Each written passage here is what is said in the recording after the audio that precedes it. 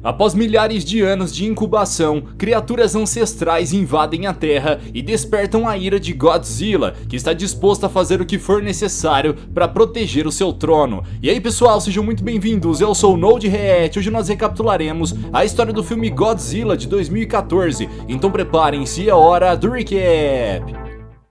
O ano é 1999 e o Dr. Ichiro Serizawa viaja para as Filipinas com sua assistente, Viviane Graham, para investigar uma possível fonte de radiação. Guiados por Jerry, os cientistas adentram a caverna e encontram um fóssil gigantesco que estava naquele lugar há milhões de anos. Enquanto explora o local, Viviane encontra algo semelhante a dois ovos e percebe que um deles está quebrado, o que levanta suspeitas de que algo saiu lá de dentro. No Japão, Joe Brody recebe uma ligação de Takashi e conta que os tremores que estavam ocorrendo nas Filipinas já chegaram naquela cidade. O homem é engenheiro de uma usina nuclear e se preocupa com a possibilidade desses tremores causarem danos na estrutura. Sandra, sua esposa, também trabalha na usina e depois que seu filho vai para a escola, o casal segue para a instalação. Quando chegam no local, Joe pede que Sandra reúna uma equipe e vá investigar os abalos sísmicos. Enquanto isso, o engenheiro tenta descobrir a origem dos tremores, pois acredita que aquele não se trata de um terremoto comum. De repente, um forte abalo sísmico compromete a estrutura da instalação e Joe ordena que todas as atividades sejam encerradas.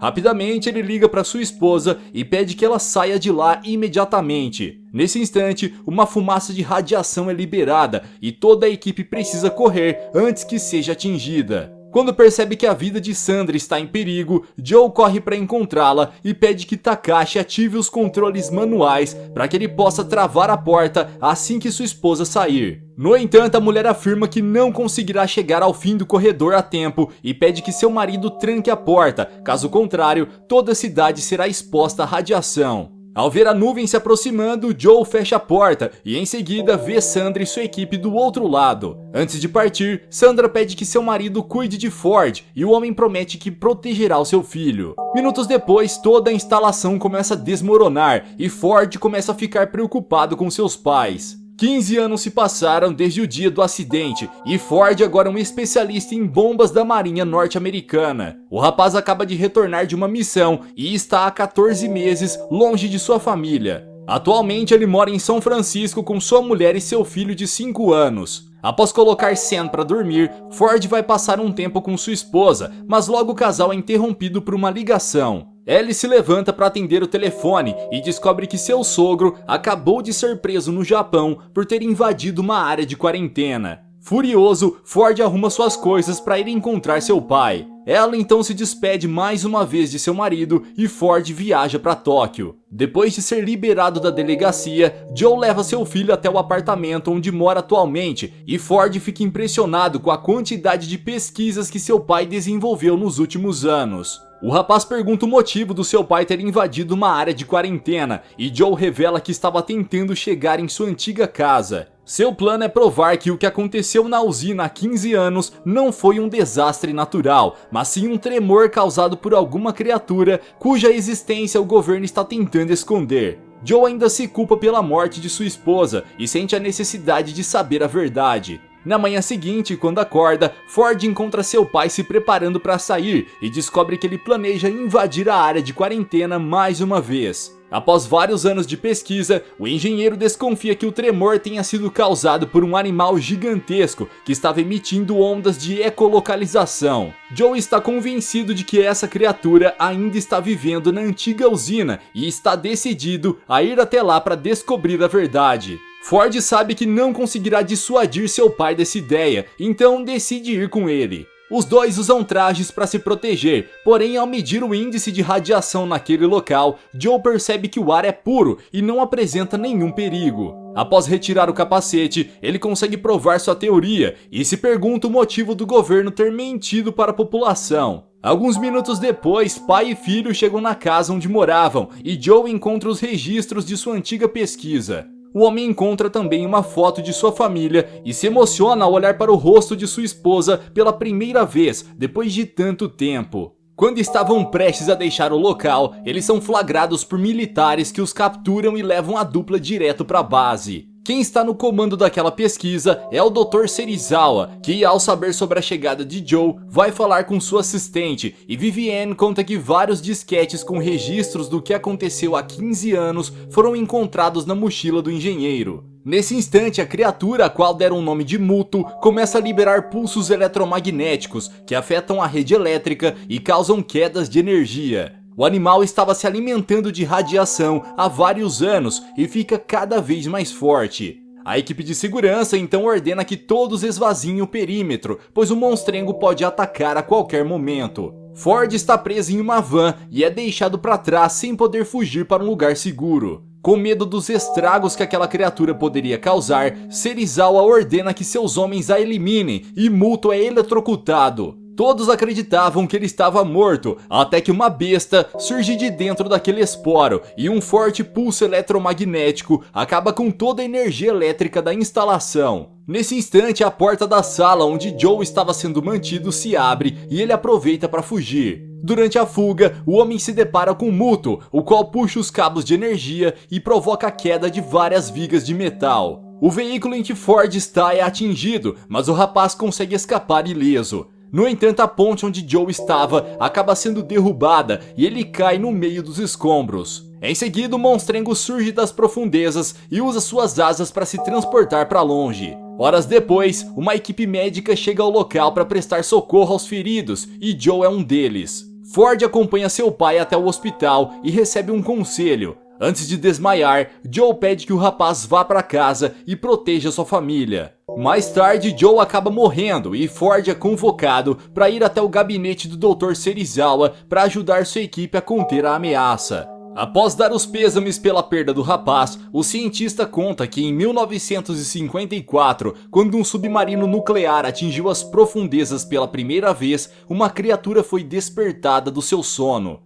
Godzilla é um predador alfa que está na Terra milhões de anos antes dos humanos existirem. Na época em que nasceu, o planeta era 10 vezes mais radioativo e esses seres ancestrais se alimentavam da radiação. Porém, com o passar das eras, a radiação presente na superfície diminuiu drasticamente e as criaturas se adaptaram para viver no fundo do oceano, próximo ao subsolo, a fim de absorver radiação do núcleo do planeta. Serizawa conta que 15 anos atrás, sua equipe encontrou o fóssil de outro animal gigante nas Filipinas, mas a criatura havia sido eliminada há milhares de anos por esporos parasitas. Um deles deu origem ao monstro que causou a morte de Joe, e Vivienne pergunta para Ford se seu pai compartilhou com ele alguma informação sobre o que aconteceu no dia em que sua mãe morreu. Após refletir por alguns segundos, o rapaz se lembra de seu pai ter dito algo sobre ecolocalização, e ao ouvir isso, o Dr. Serizawa logo desconfia de que a criatura estivesse tentando se comunicar com outro indivíduo de sua espécie.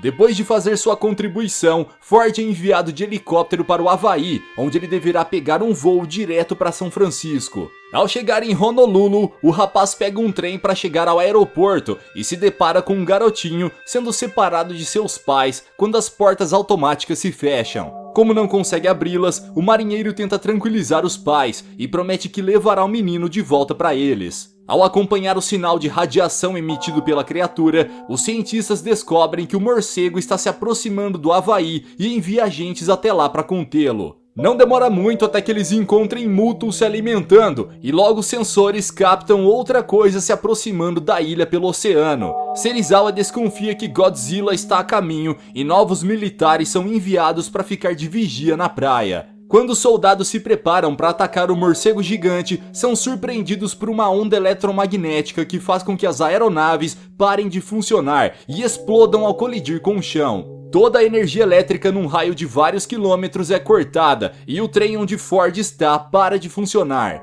As pessoas que estão na praia são surpreendidas com um alerta de emergência e precisam sair imediatamente. Ao olhar para o mar, Serizawa mal consegue acreditar quando vê o rei dos monstros se aproximando. Quando Godzilla sai do oceano, provoca um tsunami que invade a cidade, onde turistas tentam fugir, mas acabam sendo arrastados pela água. As pessoas que estão nos andares mais altos dos prédios não são afetadas, porém toda a energia elétrica da cidade fica comprometida. De repente, Godzilla aparece e os militares começam a atirar na tentativa de parar a criatura. No entanto, seus disparos não causam nenhum dano ao animal. Quando a eletricidade é reestabelecida, o trem volta a funcionar e os passageiros entram em desespero ao ver o parasita pré-histórico caminhando em sua direção. Aeronaves militares aparecem para abater a criatura, mas isso não impede que o trem seja atingido, causando a eliminação de muitas pessoas. Em seguida, a criatura ataca um helicóptero e, ao colidir com a pista de pouso do aeroporto, causa uma grande explosão. O morcego gigante se mostrou invencível para os humanos, mas Godzilla chega para enfrentá-lo e manter o equilíbrio da natureza,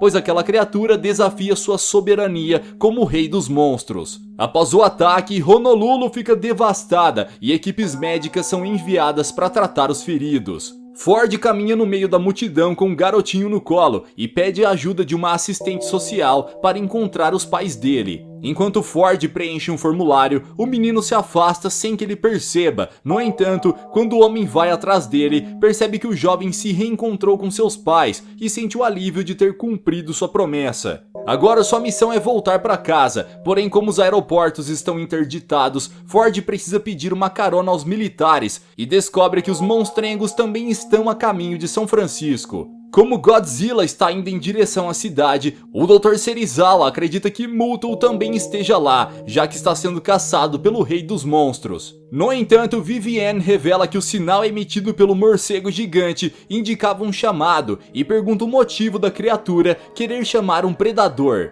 Nesse instante, Serizawa entende que o sinal não era para Godzilla, e sim para outro parasita, já que 2 esporos foram encontrados nas Filipinas 15 anos atrás. Até onde os cientistas sabem, o segundo esporo estava inerte e foi mandado para o depósito de lixo nuclear dos Estados Unidos. No entanto, quando os militares vão verificar se ele continua lá, descobrem um grande buraco na cela, o que indica que uma criatura gigantesca conseguiu fugir. Rapidamente, o monstro chega na cidade e causa destruição por onde passa. Ao ver as imagens, Vivienne percebe que esse parasita é muito maior do que o outro e não possui asas. Ao ouvir isso, Serizawa sugere que aquela seja uma fêmea, e o que atraiu Godzilla foi o chamado de acasalamento direcionado a ela. O casal de Multos agora procura por radiação para que possam se reproduzir. O plano então é montar uma ogiva nuclear e colocá-la em um barco para explodir longe da costa. Assim, a radiação irá atrair os parasitas e Godzilla irá atrás deles.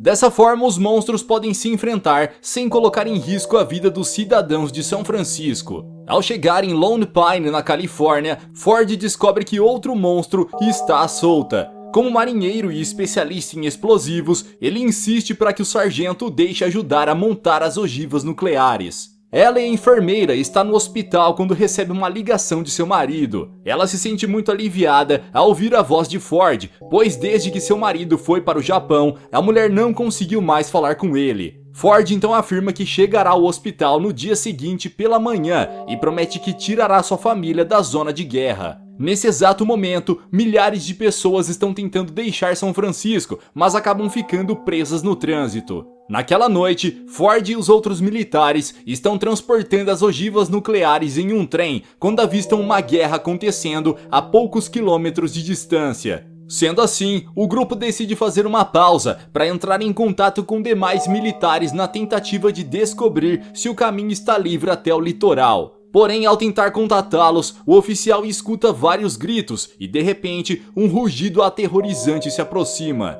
Os homens então se dividem em 2 equipes para investigar o local. Nessa hora, Ford e Morales são surpreendidos pela chegada da fêmea, mas conseguem se esconder antes de serem atacados por ela. A dupla respira aliviada, acreditando estar a salvo, mas logo é surpreendido com a chegada de um trem em chamas. Enquanto corre, Morales acaba sendo eliminado pelo monstro, mas Ford consegue sobreviver ao pular na água e avista a criatura se alimentando das ogivas nucleares. Pela manhã, Ford ainda está vivo, ele conseguiu nadar até a praia e foi o único de sua equipe a sobreviver ao ataque. Alguns militares aparecem para recuperar a única bomba que não foi devorada e encontram Ford perambulando pelo local. Enquanto isso, Ellie vê seus pacientes e colegas de trabalho deixando a cidade, mas decide continuar esperando por seu marido. Temendo pela vida de seu filho, a mulher entrega Sam para sua amiga Laura e promete que irá encontrar o garoto assim que o pai dele chegar.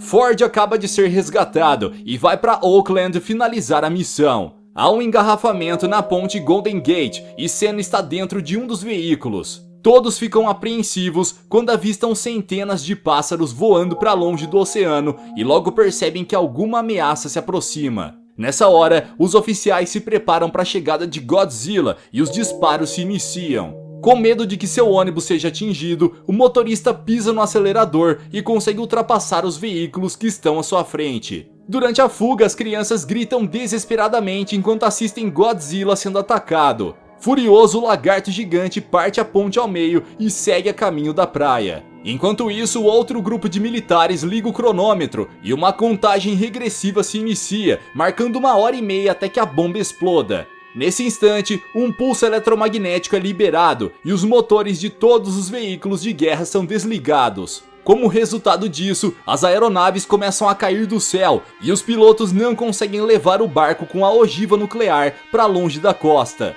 A situação piora quando Multo aparece, mergulha na água e em seguida invade a cidade. Após conseguir alimento, ele voa em direção à fêmea de sua espécie, que está prestes a dar à luz a sua primeira ninhada. Agora o exército tem um novo problema em mãos, pois um cronômetro analógico foi instalado na ogiva nuclear que Multo pegou e não é possível desativá-lo remotamente. Caso ocorra a explosão, não apenas os parasitas serão destruídos, como também as 150 mil pessoas que ainda permanecem na cidade. Portanto, eles planejam uma forma de invadir o ninho da criatura e encontrar a bomba em menos de 1 hora para que Ford possa desarmá-la. No entanto, caso não seja possível parar o cronômetro, o plano B consiste em levar a bomba para o cais e enviá-lo o mais longe possível de São Francisco antes que exploda. Enquanto os soldados tentam impedir que a cidade inteira seja destruída, Multo e Godzilla se encontram. Nessa hora, Ellie e as demais pessoas que estavam na zona de guerra se escondem no metrô. Os paraquedistas pulam no local onde acreditam que a fêmea construiu o seu ninho e se deparam com um duelo entre os titãs. O grupo segue o sinal emitido pela ogiva e avista a criatura depositando seus ovos num buraco profundo no subsolo.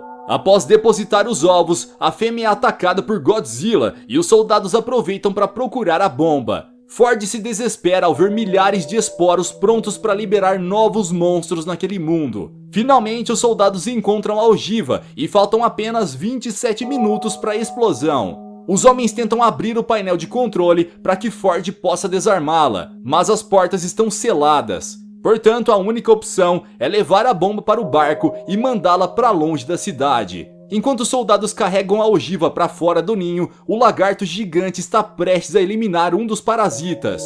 Mas Multo aparece para defender a fêmea. As duas criaturas então se unem para atacar o inimigo e destroem inúmeros prédios durante a batalha. Antes de ir embora, Ford consegue causar uma explosão que destrói completamente aquele ninho. Ao perceber que seus filhotes foram eliminados, a fêmea fica desolada e num momento de distração é atingida pelo raio atômico de Godzilla. Nesse instante, Ford aproveita para fugir e os oficiais conseguem levar a bomba para o barco. Quando percebe que seu alimento foi roubado, a parasita vai atrás dos ladrões e Multo continua enfrentando o lagarto, mas acaba morrendo ao ser esmagado pela cauda do inimigo. Durante o ataque, um prédio gigantesco é derrubado e Godzilla acaba ficando soterrado abaixo dos escombros. Apesar de estar com um ferimento na perna, Ford caminha em direção ao cais e avista seus colegas sendo eliminados pela parasita. O homem então corre até o barco onde a ogiva está e percebe que faltam apenas 13 minutos para a explosão. Sendo assim, ele dá a partida na esperança de conseguir guiar a embarcação para longe.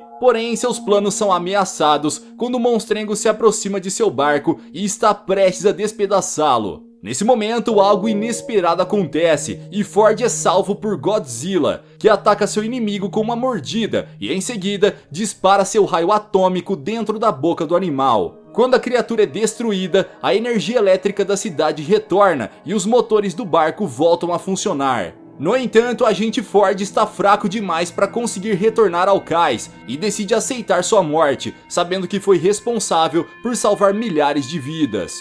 Minutos depois, Ford é surpreendido por uma forte luz vinda de um helicóptero de resgate. O marinheiro é retirado às pressas do barco e consegue sobreviver à explosão. Na manhã seguinte, Godzilla é encontrado no meio da cidade e está desacordado. Todos acreditam que o gigante dos mares está morto, mas percebem que estavam enganados quando a criatura volta a respirar. Os bombeiros tentam salvar o maior número de pessoas que estão perdidas em meio aos escombros, e Ford caminha pela cidade com seu filho no colo à procura de sua esposa. O homem já estava começando a perder as esperanças de que Ellie pudesse estar viva, mas é surpreendido quando vê a mulher saindo do abrigo. Após abraçar o seu filho, Ellie beija seu marido e se sente aliviada ao ter toda sua família reunida novamente. Nesse dia, todos param para assistir o Rei dos Monstros voltar para o mar, após eliminar seus concorrentes ao trono e salvar a cidade. Galera, será que Godzilla se manterá no trono como Rei dos Monstros? Deixa aqui embaixo nos comentários. Vejo vocês no próximo recap aqui do canal. Até lá!